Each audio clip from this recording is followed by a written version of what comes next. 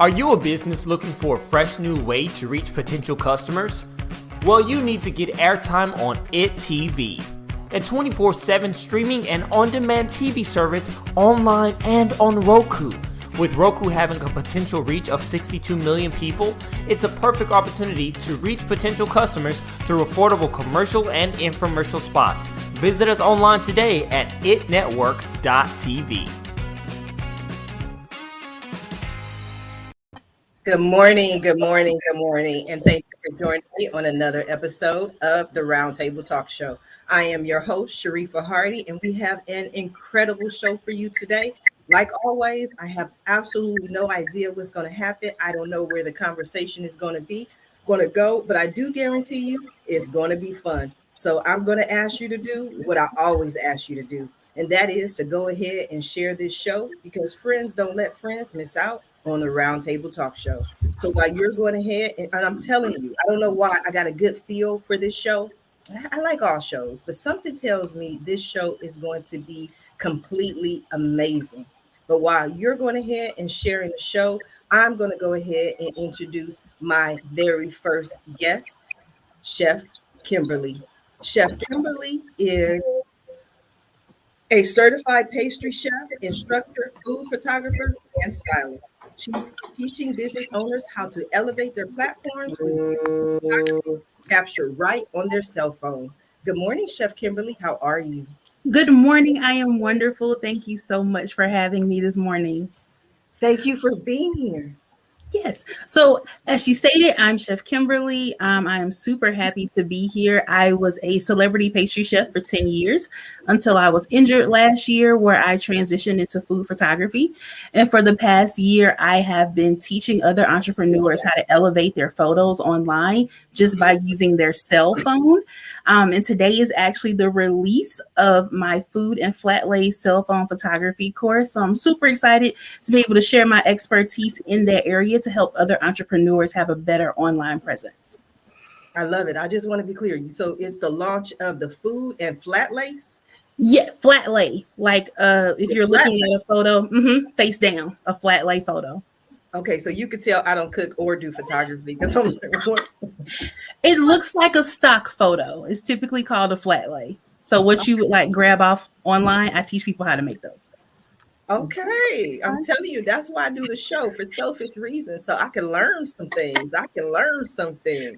Our next guest is the lovely Miss Camille. Camille is a world-renowned writer, comedian, filmmaker, and holds both USA Canadian citizenship as well as New Zealand residency.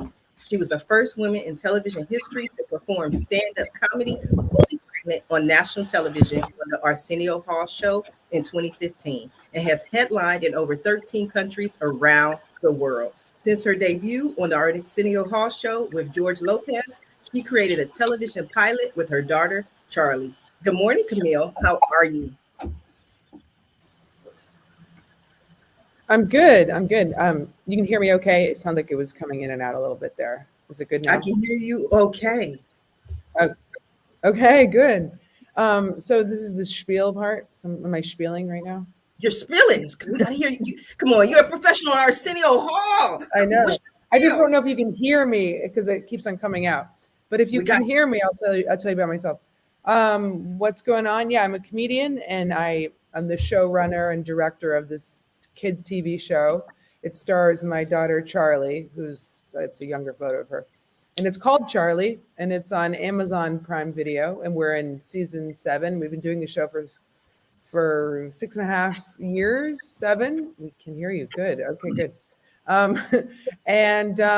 It's a show that's about a little girl who solves neighborhood problems with the help of her animal friends, while her comedian mom goes through the perils and pitfalls of being a new mother. I play that part on the show, and it's been very fun. And I live right now in New Zealand and LA. I go back to New Zealand soon to shoot my comedy special, but I'm here for a little bit to do my podcast, Around the World in 80 Diapers, which is about going around the world doing stand-up comedy and having your kids with you.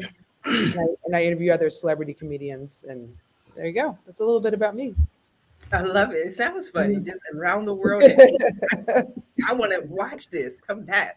Yeah, I know. We're taping some shows this week, so it should be fun. Absolutely. We're going to Yeah. come right back to you. I want to go ahead and introduce our next guest. Mr. Faust is going to be with us. Faust is a psychologist in private practice and a business and corporate consultant for over 30 years. Good morning, Faust. How are you? Good morning, Sharifah. I am wonderful today. Thanks for having me on. It's a pleasure to be here. A little bit about me. I've been around a long time, 4 decades doing this with, helping people. And I put together a program that I call the Process Way of Life. And simply, very simply, it's a very simple program that says all life is run by processes that if we can learn to access those, we can become more powerful people. I've been using it in my private practice for about 20 years, and no one who uses the program hasn't become successful. We have everything we need inside us. I go in there and help people find them, become more powerful people, happy people, and more loving people. So if anyone's interested in more information, it's on my website. My website is my name. And go there, please. See what you find there. If you want to contact me for any of your viewers today, I will be glad to give you a free consultation, and we can talk about what you need and go from there. You'll also find me on Healthy Life Net Radio. I have a radio show there called Fix It with Faust, and I do a business show with Rhonda Williams.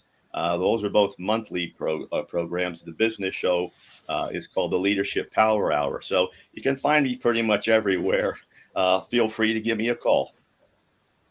I have a lot of questions. When you say feel free to give me a call, be warned that I always have a lot of questions. But I'm going to get to my questions later. I'm going to go ahead and introduce my next guest, Miss Michelle Person.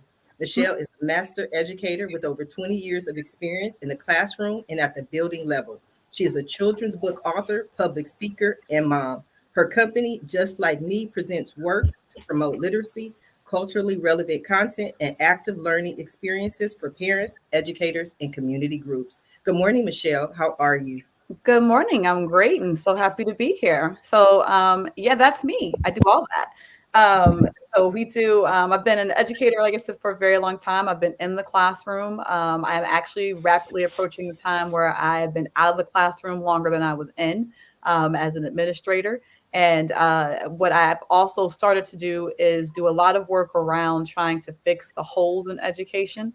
And there are many of them. And so I started with creating books that showcased diverse children of diverse backgrounds, with my own books, and then realizing that I write a very specific type of books because I work with a specific age group, but there are other people who write books that are different genres better than I do. So I started working with other authors who write science fiction and, imagination and all this other stuff. And so it kind of snowballed from there into just focusing on literacy, to really recognizing, as you become more aware as you grow as a person, that it's not just literacy where we need cultural responsiveness in education and mirror images. It's literally every part of education. And so that and came up with, from there, we went to creating a supplemental math curriculum and a supplemental social studies curriculum, to make sure that kids can see themselves, so that people can see themselves. Definite holes in education. Yes. So that's what all this is about. It's about fixing all the ridiculous holes in education. And then from there, we started our podcast this year because parents don't even know that the holes, we send our babies to school thinking that the school is going to be able to take care of them because, well, it's school, right? Like that's what we've been taught. Yeah. Can we cuss on the show?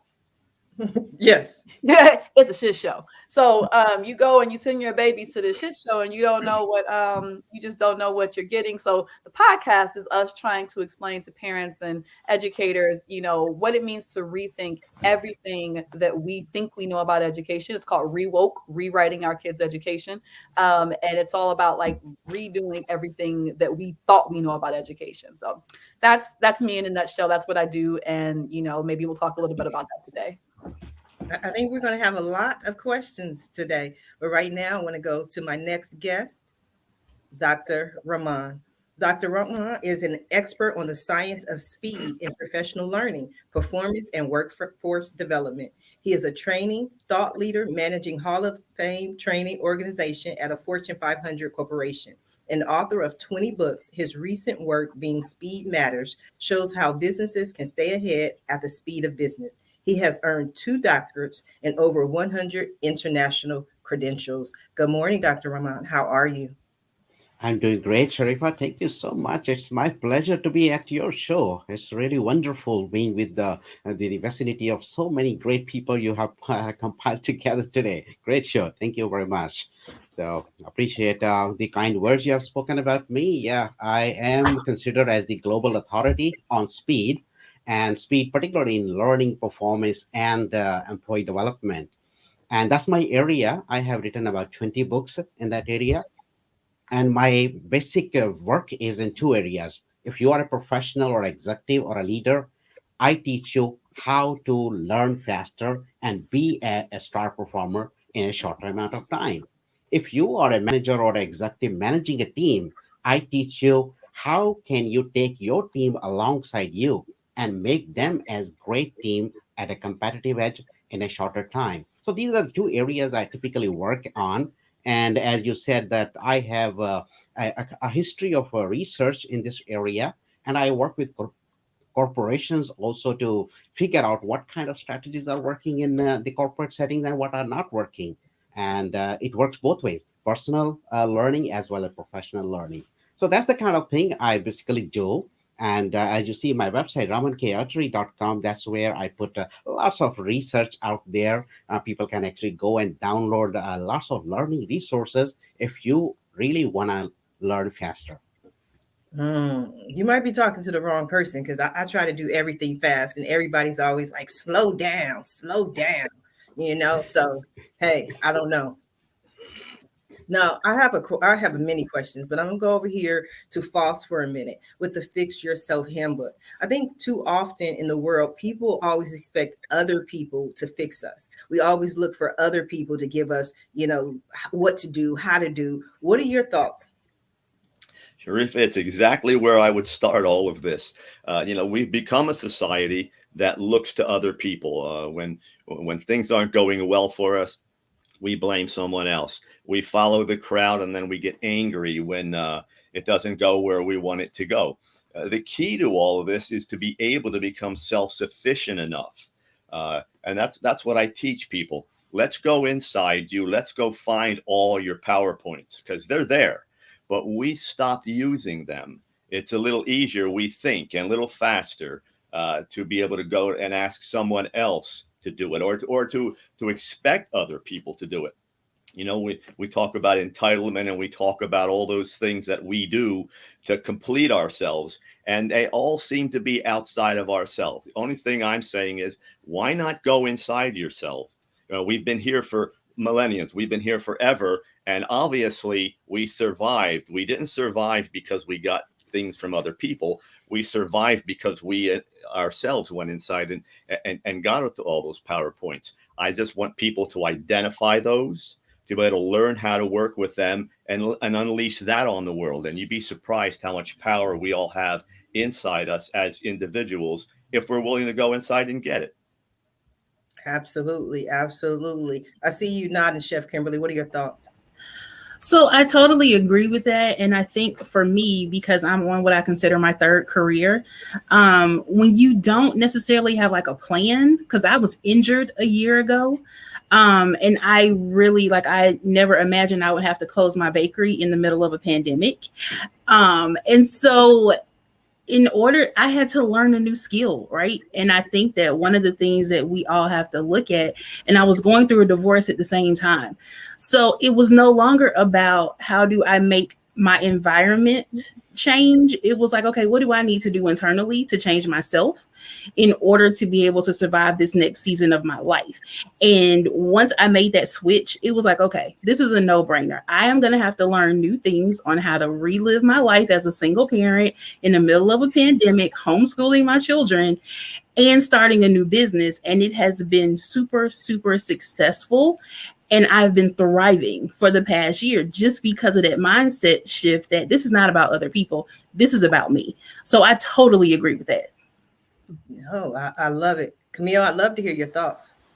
I am all about the pivot. Like I feel like when COVID hit, like 2 weeks into it, I was like, no way. Like, I'm not, no. Like we live in downtown Los Angeles. I'm like, yeah, no. Like, so we actually, my husband and my 2 little girls, I have a 4 and a 7-year-old, the ones that are on the show with me, we're like, okay, let's go to New Zealand. And we packed up within 24 hours and we were gone. We just went to New Zealand thinking we'd be gone for 3 weeks. And then we were gone for a year and a half in a very small town. Like we went from LA to like a tiny farm town. So in terms of reinventing yourself, I had to do that. And I think it was actually kind of an amazing thing, to take something where you're like removed from your environment that you know very well, and then making a new career is really scary, but really exciting. And it was kind of like the best thing that could have happened. Like then I did a new TV show in New Zealand and we moved production. Now we're back in LA for a bit, but anyway, I feel for you, having to homeschool and start a new business, but it's also a part of it is really, I think, exciting too. You just go for it. Absolutely. Michelle, I'd love to hear your thoughts. I mean, I think COVID was a pivot point, obviously, for so many people. And I think that 100% that a lot of us on our own had to discover our power. But I think you should be getting a lot of customers right now, False, because when you stumble upon it, I can see a lot of people wanting to make sure they keep that feeling and wanting to make sure that they are understanding, I found this on accident. I want to make sure I can maximize it. Because again, I think a lot of people during COVID were able to reevaluate and reassess and think like, all right, what do I do next? I personally did. I literally made a pivot in the middle of the pandemic and said, I'm in Dayton right now, Dayton, Ohio. I'm originally from Cleveland. And so I made a move in the middle of literally at the height of the pandemic. I'm like, I'm going to see if I can get another job with COVID somewhere 3 hours away. And I did. And then, once I switched to the new job, I'm like, I don't know if I actually want to do this work anymore. And I've actually pivoted towards more educational consulting. And so that has been, and then that's when the podcast came in, and that's when the curriculums, one of the new curriculums came out. And so all of those things came from that finding my own power and figuring out how to actualize it. And I think a lot of people, False, are probably calling you I figured this out. How do I maintain it and don't lose it? So I think that one of the effects is probably that Faust is probably making major bank. So congratulations to you, Faust. You were positioned quite nicely for a pandemic. You making major bank over there, Faust? Well, I'll tell you what, I'm definitely going to hire Michelle as my PR girl. There's no doubt about that. But really, yeah, if you can go into this with a positive attitude and say, you know what, I'm not this slug out there. I'm this beautiful person. There are good things inside me. I'm going to go get them. It's about attitude and how you want to go into this. It's one day at a time. It's a lifelong plan. That's really how you're going to keep the whole process going. You keep doing it every day, but it's not a chore. It's your gift to yourself. You got to think that you're worthy enough to spend all the time that's necessary to make you the person you want to be, because that's where you're going to find the love for yourself and then unleash that on the world. Mm-hmm. Sharifah, I know you're the host, but can I ask you a question? Mm-hmm. Yes. Okay.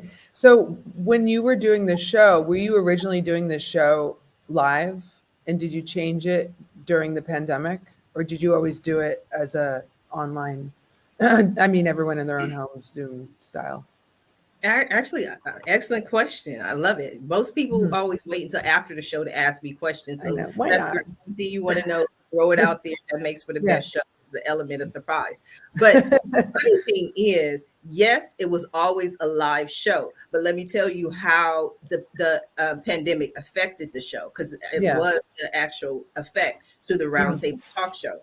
Yeah. I ran for city council in the March 2020 election, and I lost. And that election ended March 3rd. And so I asked myself, what am I going to do next? And I was like, you know what? I really love the idea of a city council, that there were more than one person making up a decision, you know? So I was like, I'm going to do this show on Zoom where people come together in a round table and they discuss business and life and what's going on in the world. And so I set it up for March 30th. Right. 2 days after my birthday. Great. Well, mine's the 1st of March. So go Aries. You know, that's what we do. But what happened is I'm getting ready to do this show. I'm thinking, you know, life is normal. And then the pandemic hits and I'm like stuck. Couldn't go to the beauty shop. I couldn't go anywhere. I'm a person who loves to keep things proper. And people were like, what are you going to do? And I'm like, put my hair in a ponytail and go on with it. It was all about the ponytail and the bun. Let me tell you, it was the year of the bun. It definitely was the year of the bun. See, that's the pivot. The men don't understand that. Dr. Rockman, you don't get that, Dr. Roman. Yeah. So, I kind of, I was listening to all of you. Really great, things you guys have pointed out. I particularly want to say what Foster was saying. The answers are already inside us. And, it's all about mindset. Let me show you guys something, okay? I walk with crutches, okay? I am a permanently disabled for life. I'm disabled since I was 6 months old. So you see, my answers, I had a real struggle finding the answers. And my answer was all inside me. And we were talking about pivot. So the number one thing I lost in my life is the ability to walk. And guess what? How I pivoted it. Now I teach organizations and professionals how to walk faster. So that's my pivot. I kind of got obsessed for speed, how to go faster in life and how to learn faster. And I think, it's part of the mindset, how we think about things. And that's how I think the things pan out. It's a kind of synchronicity, I kind of maybe coincidence somehow that someday back, somebody recommended me looking at Frost's podcast. And so coincident, I'm having conversations now in this panel. But I agree with you. I have gone through this entire journey of illness, a series of illness, physical diseases, and a lot of other things that comes with polio. And I'm still struggling with it. But I think you need to look at how you can pivot what you know and how you can be, kind of progress forward. Whether there is a pandemic or no pandemic, I think every one of us need to look for answers inside. It's true. Hey, I have a question. What was it before we called it pivot? Was it just like... It was called midlife crisis. Yeah, I was gonna say. I was like, was just shit. What was it? What was this is bullshit? That's what it was. And now it's like, we're just gonna pivot. Camille, everyone started coining different things. The new normal, all this kind of stuff. So now we have pivot. All it really is taking what you have every day and recreating it. You don't fall victim to what's happening around you. You take what's happening around you as a gift every time and use it. And if you bring that into a powerful person, it doesn't matter what's going on. Doesn't matter the acronyms and all the things everyone's using, because people get caught up in all that, and it stops right there. You go back to what we were talking about before. Have a plan. In order to have the plan, you got to be powerful enough inside to have the confidence to then execute that plan. So it still comes back to what's inside you. Yeah. So I got a white carpet, brand new, white as white can be. With no pets, right? Oh, that's where we're going with that. Okay. So, and my dog, I come home, Rocky, he's a Boston Terrier. He's around here somewhere. He just blatantly just pees on the carpet yesterday. It's a yellow. You know what I mean? And I'm like, what would you do, Faust? Would you be like, bad dog, or or like, like, it's just like, what the hell, like, what, Yeah, it goes back to having a plan when you bought the white rug. Either you're keeping the rug or the dog, or you're going to get a lot of carpet cleaner. I like white rugs. I just want the white rug. Does that mean I have to pivot and get a brown rug? You know what I mean? You like a yellow get a rug? doggy diaper. What was that, Michelle? I said you need to pivot and get a doggy diaper. Yeah. Oh, no, I know. He's just, anyway.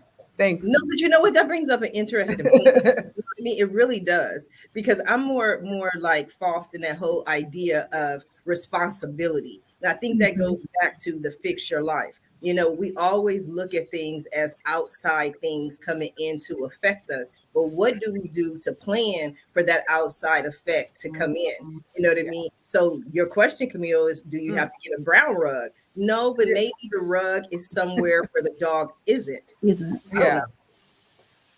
Chef Kimberly, I see you nodding over there. Yeah, I totally agree. And I think because I went through so much transition over the past year that at some point you have to take accountability for yourself, right? Like I can't blame being hurt on my clients. Like my business was booming. I can't blame a failed marriage on just my ex-husband. You cannot put the blame on other people. And when you start in the process of like looking internally as to, okay, what is it that I need to look at about myself? Like a double-sided mirror, right? So one side is regular and then the other side really amplifies what you're looking at. And so I have one of those on the wall. And whenever I'm like attempting to put the blame on someone else, it's like, no, hold on, pause. Let's go back. Nice. What is it that I can do internally that will make my living situation better? Because I'm the only person in charge of that, not somebody else. So I totally agree with that one. See, Camille, this is why I don't have pets at all. See, that's my solution to the whole problem. What about a hamster? No. Okay. No, I don't have pets or plants, right? This is my philosophy on life, right? Mm-hmm. Everybody can learn from this, write notes. I don't have pets or plants. My kids are alive because they can talk. They're like, Mom, we need dinner. I'm like, I gotta feed these kids. I gotta, you know what I mean? Like, I forget all this stuff. I'm all over the place. So I love your attitude. Everyone's attitude is great. But I want to go to Dr. Rahman for a minute. You mentioned the whole that I'm blown away. So we have a man on crutches. And again, if I'm off, let me know. We have a man who has lived his entire life on crutches, who teaches people how to walk faster. That's right. Okay. Where did that attitude come from? Was it your parents, your whole life? They kept pushing you as opposed to allowing you to feel sorry for yourself?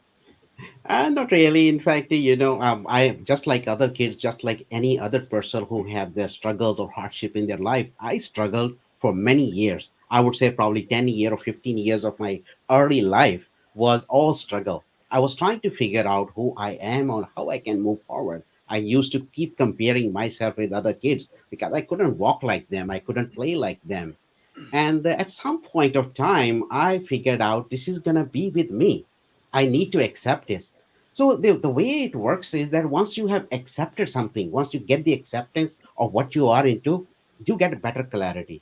And my clarity at that point of time was I got walls. It's real walls, those that are surrounding me.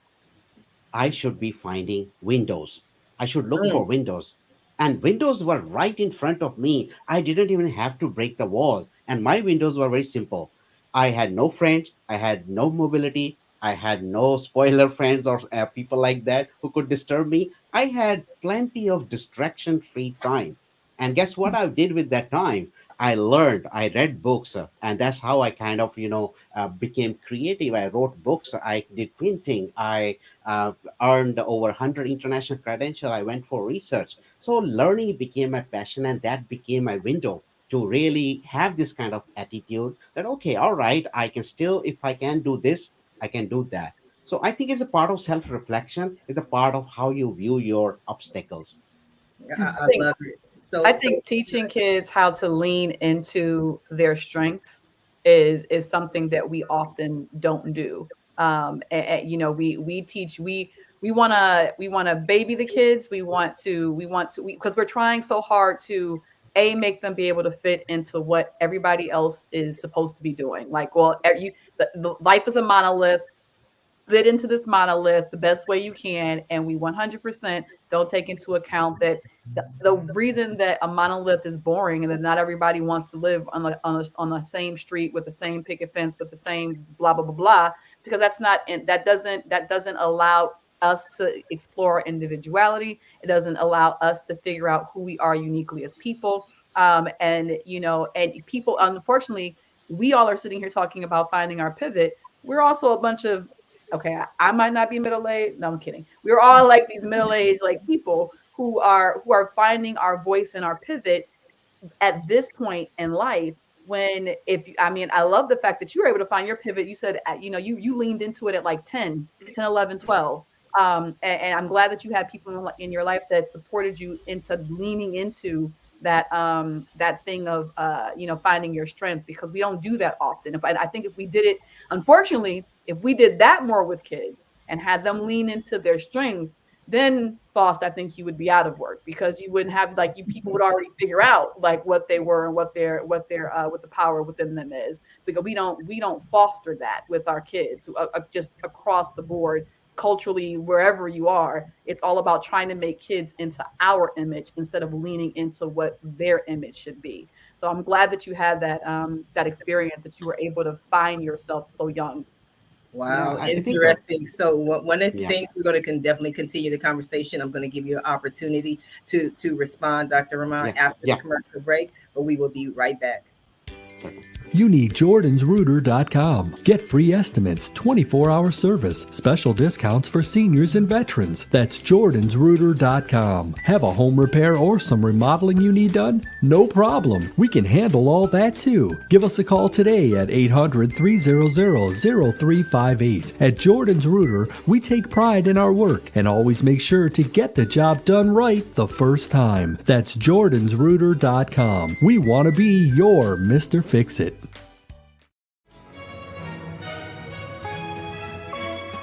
Jazz hands. They're conspiracy theorist chickens.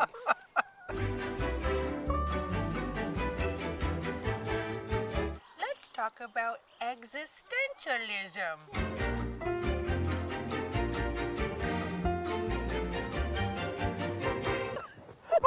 Oh, no, you. Oh, no, you. You stop.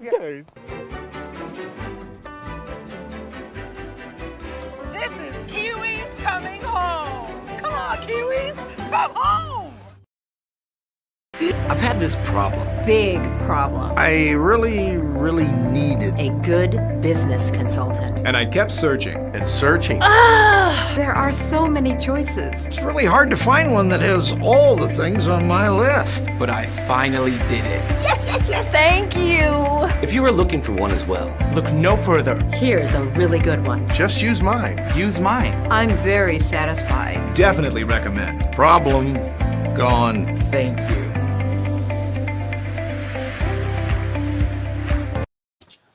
If you are just now tuning in to the Roundtable Talk Show, you have missed so much. You have missed an incredible conversation. I definitely recommend that you watch it from the beginning. Camille, I love that. I just got distracted by the jazz hands. Who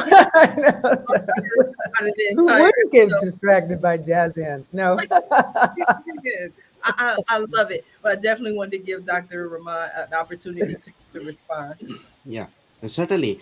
Michelle, I think, raised a very good point. In my childhood, I kind of gone through a journey, and I'm very passionate about, making kids better generation. And part of what I learned in my childhood and back then is that I didn't know what my strengths were. And I think it comes very hard to understand our strength. It takes time. At that point of time, only thing I had were weaknesses, limitations, and probably I had some negative thoughts as well. So now, over the time, my thought process has changed. If we can't find our strength, can we use our weaknesses, our limitations as our X factors or differentiators? Can we leverage our losses in a way that we can move forward? So I think that's also the part of education, that it's not always about strength. sometimes people's limitations or weaknesses itself can be X factor. Michelle, I'd love to hear your thoughts. I agree. I get it, we the thing that I tell people all the time is when parents come in and they're frustrated and we're having parent teacher conferences and things, it's like, every week we always start off with, how can a limit be an opportunity for growth. I know many a kid who started off, with a lot of, reading does not come easy for everybody. Those, like, especially when your brain processes the way the shapes are, and maybe they look backwards, or maybe, there's a delay, so, but that doesn't mean that some of those very same kids weren't able to take that limitation and make it into something that a standout accomplishment, with some work and some support. And so I agree 100%. I think it really, everything how we look at what is a strength, how we look at what is a limitation. I had a boss that used to say all the time, that used to drive me crazy, but now I find myself saying it too, is that problems were an opportunity to, what did she say? An opportunity to do something, an opportunity to reflect, or an opportunity to do, or opportunities to make it better or something. It was like, no, it's a problem. Like, when you're taking a problem to the teacher, and she's like, hey, or your administrator, and you're like, yo, Johnny won't sit down, and his mama won't answer the phone, and I don't know what to do, and he's disrupting my class. And her response would be, let's reflect on this opportunity for Black, and you want to strangle her. But like, as now being in a different seat, I'm like, no, it really is true. Every problem is an opportunity to figure out, a solution and be better, and to grow, and to, do all of that. I didn't want to hear that when I was going to her with my problem, but I see it now because I've grown as a person. Can I say something about that, Michelle? That is so true, even though it's cringy, when they do it. But with this, I feel like back to like kids, and like I feel like when I was a kid, I was like, we got nothing, it's like, no, just kidding, not really. But it's like it's like, what do you want to be when you grow up? This is what you're going to be when you grow up. You're like, oh, okay, I'll just hide what I really want to do. No, but now here I am and doing what I want to do, so that's good. But I was just thinking about, like, when something arises, a negative thing arises, say for your child in school. I just feel like generations ago, I feel like it was more like hidden. It wasn't, and this is a generalization, that you couldn't express and change it. You just sort of had to go through it. Like, you watch movies and you're like, there's always like a bully and then the victim, and now my daughter, she who's 7, she ran into a bit of a bully situation, and this is my favorite subject. No, just kidding. Is like the bullying, and it's the covert bullying, not the bam, I'm going to punch you in the face, like the girl bullying that excludes, the mean girls. If I had $1 for every mean girl conversation I had to mediate, exactly, I would be retired. So yes, exactly. So taking that, my daughter and I, she's on the show, so we try and do the episode based on what happened, right? So we created a song. We just finished shooting it. It's a whole music video now about it's called "Don't Pop My Bubble," and Charlie sings the song, and it's a new episode. And I didn't, and it's like the greatest part is like taking it in whatever creative way that you are, like if you're a writer, or if you're a chef, or if you're, create solutions for people, which is a very creative thing, Sharifah. I feel like it's what you do. I don't know. I feel like that's what you do, right? You make solutions for people. I think that is the best way to go, using that creativity and making it beautiful, not to sound sappy, but I think that's our best, taking the weakness, taking the bad thing and making it really interesting, writing a book, Dr. Rahman, like just, your situation being disabled and turning it into like a whole, to inspire people. It's awesome. Yeah, absolutely. Faust, I'd love to hear your thoughts. Yeah. You know, it's interesting as everyone's talking, it always goes right back to the place where I always go. Anyone who knows me, there's two things about me, whether it's the book that I wrote or when I do lectures and workshops or teach people, it's always about information and a plan. And what came to me as we were talking is what I typically see. We're putting a lot of good information out here. And then there's that little bow you got to have at the end where you tie things together and it makes it kind of operationalizes it for other people. And so what I'm thinking is, you're hearing all these things that we're talking about, but process the information, get your emotions out of it. This is the first thing you need to do. Get really, I call it brutally honest with yourself. You're not going to hurt yourself. You're not going to find horrible stuff there. Get honest with yourself. Look at that information, get the facts, and they will point you exactly where you need to go. You know, when I wrote the book, that's what I did. Instead of, 5 or 6 or 7 chapters with lots of information and then no bow at the end, I put 36 chapters, all different kinds of problems, presented it in 3 or 4 or 5 pages of real concise information. And then at the end, I put, these are the 5 or 6 or 7 steps you take. If you do all these, you're going to solve that problem, provided you keep up on it. I'm saying the same thing here with all the information we're providing, and all of us are really throwing out, I think, some great stuff. What do you want to do with it? That's going to be your takeaway at the end of all this. And it's get the information. Don't make a decision ahead of time about where you want it to go. Let the information take you there. And when you get there, then you're going to have the right information to put together a solid plan. And that's when the plan takes off and that rapid learning comes into place. But slow down enough to get the information honestly, put a plan together, then move from that point. Yes. I think it goes back to one of the things Camille said when she said, I provide solutions. I think more than anything else, I provide a platform for people to find their own solution, and that's why I like the whole idea of fix yourself. Chef Kimberly, your thoughts? Yeah. So as I was sitting here listening, I never really thought about this. So I've been homeschooling for 8 years. We weren't new to this when COVID hit. My life did not change. But we unschool, which is not something that people talk about. So my children were not raised with the curriculum.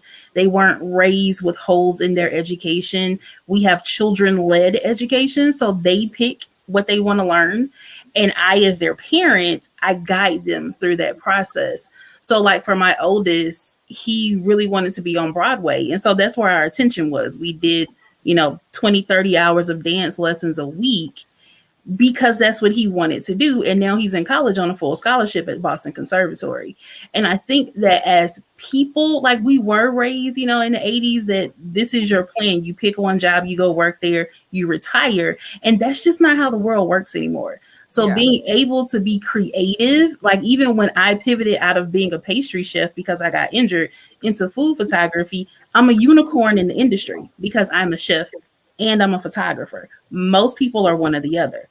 And so when you realize you have something unique that is of value that you can offer to the world, there's limitless possibilities once we tap into that.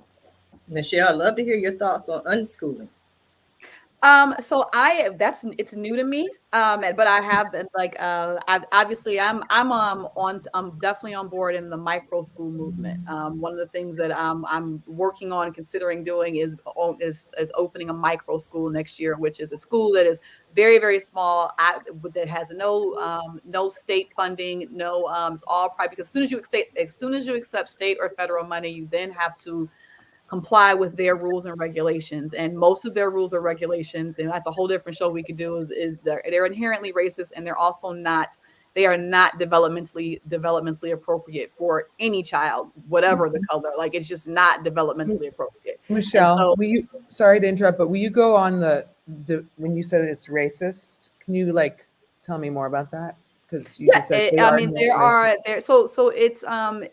the way the curriculum in that is shown to children has inherent bias.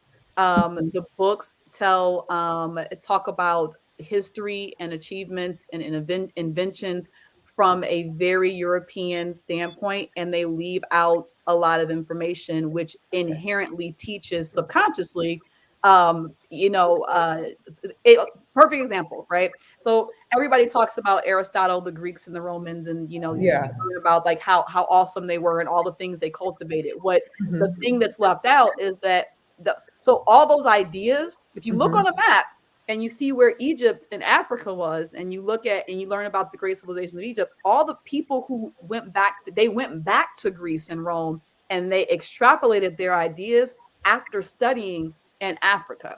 But you don't ever hear about so the education of what they came up with starts as these fully formed ideas that they created in Greece and Rome. I see. They're Those leaving fully some formed, they're important leaving details out. out. You Yeah. leave out part of the story. Yeah. So the part of the Mhm. story that you leave out is that you know that they got those ideas from studying under other people who were already doing that same work. So when you tell the story of history of all these great inventions of all these people from all these places, you intentionally leave out you intentionally leave out the contributions that other people brown and black people had to make Yeah. those contributions come to light. So right there on the surface, it's like you immediately don't begin to see who you are, a brown, and Mhm. I'm looking at myself like, okay, I'm not a brown person exactly. I'm kind of light skinned. I'm probably lighter than you, Camille, but the vision You are is that Italian. brown and black kids, they don't see themselves. So then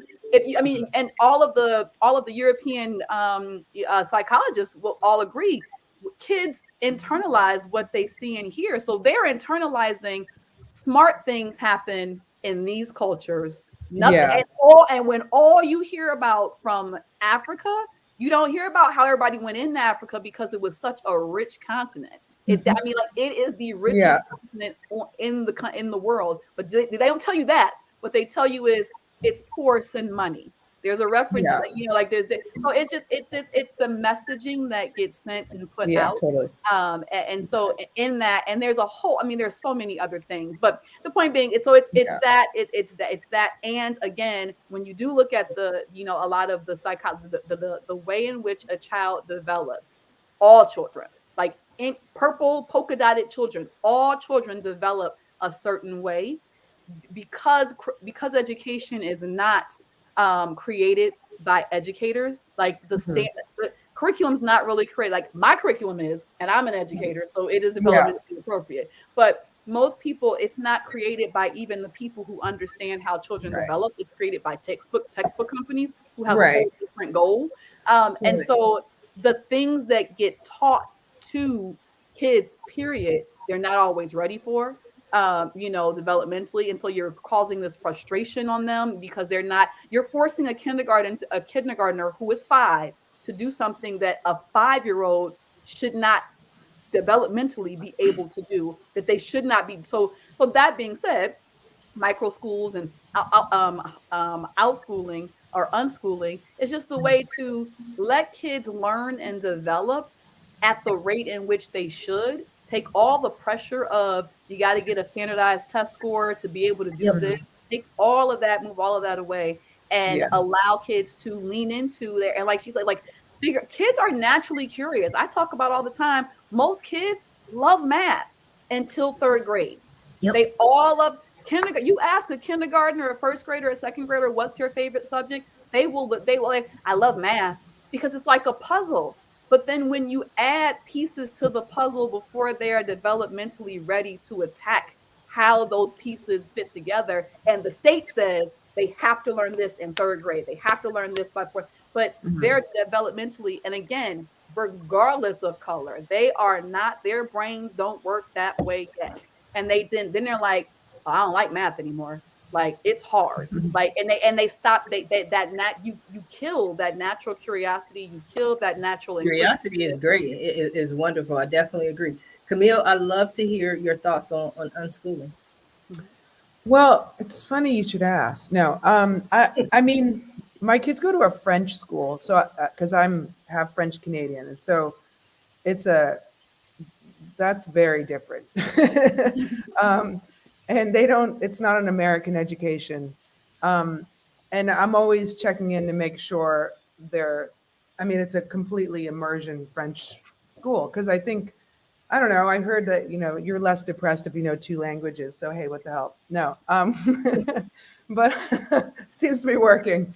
But, it's interesting. I feel like education used to be so precious, the classic system, and when I was growing up, and I tend to agree with like, and that outed a lot of people out of the system that couldn't learn. About 10 years ago, I directed a documentary on James Brown before he died. And he asked me one question, like what my credentials were, because he was only educated to the 5th grade. And he said, what are your credentials? And I said, well, I went to film school, and he was like, great. You know what I mean? You got the job, which is like outrageous, like in Hollywood. Like, I just had to go to school because he was so, like, I think hurt by the educational system for not even barely being able to read by the time he was no longer in school, that I feel like it's just unfair, like for kids. I totally agree. It should be smaller. I love all the homeschooling that's going on. If you can do it, if you're a parent that is good at that, I think it's great. And I absolutely think it's the wave of the future to have a child being educated on what they're interested in. It's so about what because at the end of the day, they're not going to do everything. They're going to do one thing or maybe 3 things. So why not do that? Why not, and then, fill in the gaps. Let's have the true history of the world, not the like racist history of the world, like let's fill it out a little, Definitely interesting conversation. We've gone in so many different directions today. Yeah. We are coming down to the last few minutes of the show. And what I love to do at the end of every show is just simply allow my guests the opportunity to speak directly to the audience, to everyone who is watching this show live, as well as everyone who is watching it in the archives, and let them know what you want them to take away from your appearance here today. And we're going to start with you, Dr. Rahman. Thank you so much. It was a wonderful show, and I really loved the conversation with all of you. And for the audience, my message would be that you're gonna need to depend upon one key thing in your life if you're gonna progress forward. My tool back then was learning, and if learning is something you're passionate about, then possibly you could check out with me. I can help you how to learn faster in professional and in corporate setting, and not just it's not about speed, not the wrong kind of speed, not the mad rush. It's about going where you want to go, but in a shorter time so that you have more time in your life to enjoy other things in life.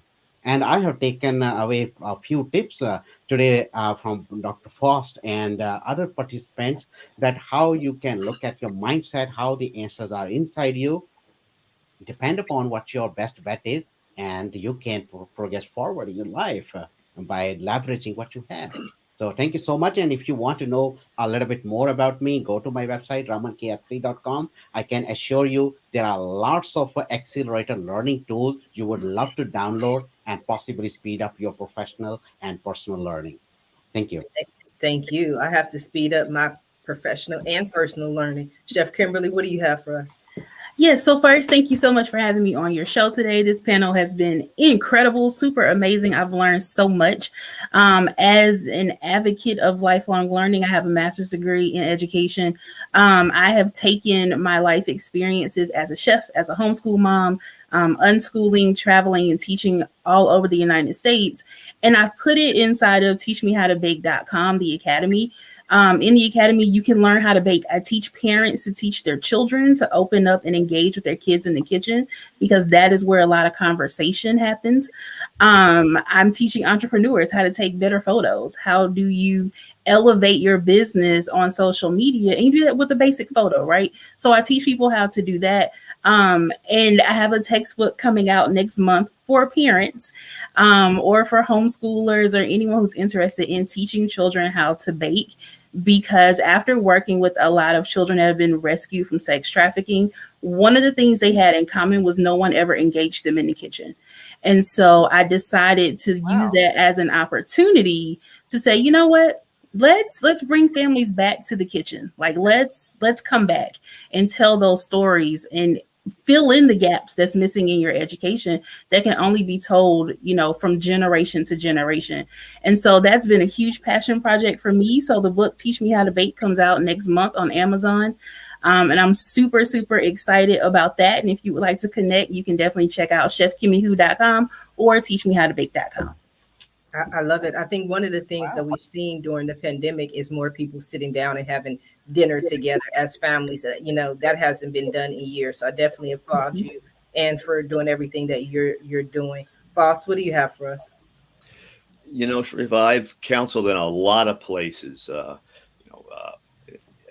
prisons, rehabs, drug and alcohol facilities, private practice, all different places. And what I always found is that regardless of where I went, I found pretty much the same level of humanism in all the different places. Michelle alluded to what happened, in Africa and how Europe learned from that. And my interpretation of that hasn't changed, is that we are all connected. No one has more responsibilities or gets more kudos for doing anything. We build on each other. And if we're going to do that, then let's get strong. Let's be independent thinkers and people who are willing to take control of our lives, and then bring that out to the rest of the world, because that's what the rest of the world's going to build on. We look at the pandemic and how some of us did pretty well with that, and others were blaming everyone, the government and whoever it may be. Be a person who's willing to be accountable. Be a person who finds all those good, powerful things in yourself. You are going to have a blast with life when you do that. And that's the love that you're going to take out to the rest of the world.